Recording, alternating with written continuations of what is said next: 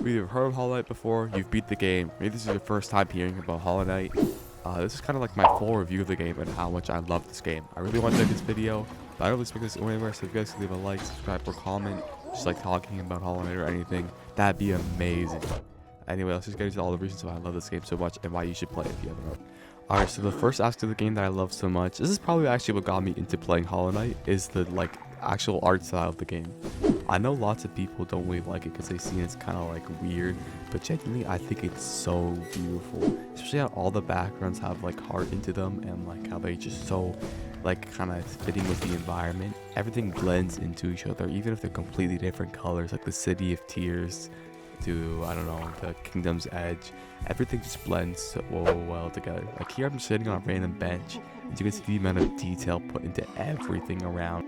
Another reason why I love this game is the OST, bro. This is probably one of the best OSTs ever. I could literally just be on a normal walk and I would listen to the Hollow Knight OST. This music playing through the speaker right now. Let me just turn on the mic and you guys can hear this. The music design and the backgrounds are just so good. Even the places that I hate, like Deepness, genuinely just look so beautiful.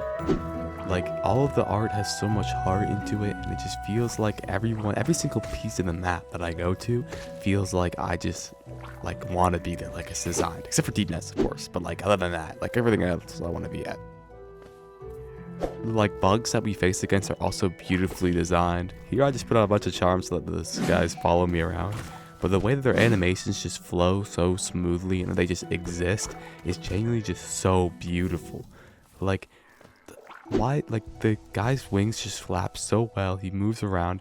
Even when you're at a bench, they sleep. Like, this is just things that so many games don't put into. That just kind of adds so much more heart to the game, which I love. Some more things that don't really contribute to like the actual story of the game is random NPCs like this one right here, like a mask maker. This guy doesn't really do anything for the story, he just kind of like exists, but genuinely just going around and meeting these NPCs that don't really have any contribute to the story but add so much life into the game. Like the girl in the City of Tears, I don't know what her name is, but she just like lives in a house and you can just go talk to her. Like, it's just so many things that kind of just contribute to the game's liveliness and how it just feels. Alright, so the next thing I'm talking about is the story. The story is so beautiful. I love how the story looks. The story threads so well together. The way that everything exists for the world, and not just like for the player, for the world. Like Quirrell definitely does exist for the player. That one gladiator guy trying to go to the gladiator arena, like, he does not exist for the player. The way they all want their own goals, their own things in life, and they're all trying to do their own thing is just so amazing. The way that every single boss threads into each other. Actually, going into my next point, I love the bosses in this game. Oh my god, they're amazing, bro. The way that every single boss fight is so beautiful. The music, the environment, the attacks of the boss. I mean, except for the Watcher Knights, I did not like that boss fight. But all the other boss fights were amazing. I loved them so much. So the next thing I love so much about this game is the abilities, bro.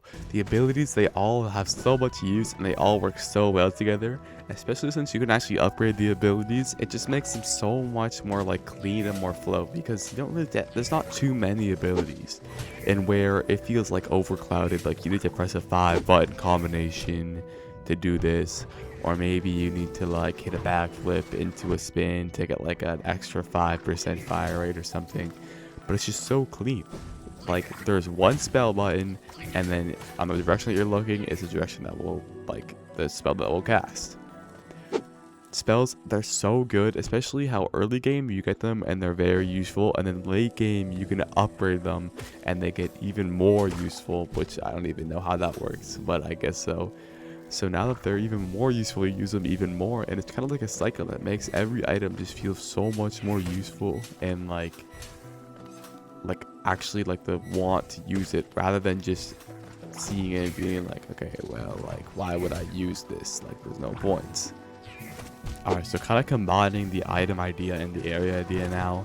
Every area has its own purpose and use, and you actually have to go back to most areas in order to get better items late game. It kind of makes the areas feel like not like a platform, but more like everything's linked together. Like, in order to enter the Queen's Gardens, you need to go back into one of the first areas, Green Path, I think it was called, and then you can get there, you can defeat the boss, which is also in the Queen's Gardens. Every area just kind of feels like you need to be there. Like, you obviously need to be there to complete the story or to beat all the bosses, as there's bosses in almost every single area. But it feels like every area isn't useless as it always has a use. Like, the City of Tears is probably the 4th, maybe 5th area that you discover.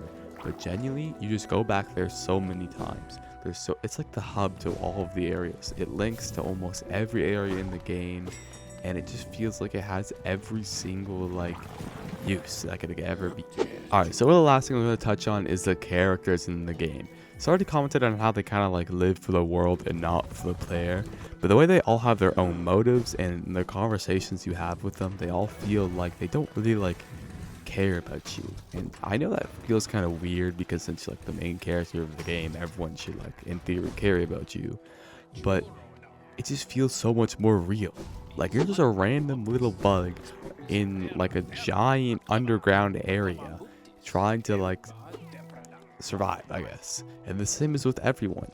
Like, why should you matter more than them? Like, why should your goals be more important than theirs? Because in theory, their goals, they feel more important to them, which I just love so much about that like story building and the characters and how they all like. Even Hornet here, she's trying to like protect this area and she's trying to make sure that you don't go there and you don't die, and it's just so like amazing. Alright, so this video is getting kind of long for me literally just yapping about one of my favorite games of all time, so I'm going to wrap it up here. If you guys enjoyed anything, like, make sure you leave a like, subscribe, and comment down what you thought you agreed with, or maybe you disagreed with, or anything else you would add, like just to this game that I love so much. Anyway, thank you guys for watching, and see you guys next time.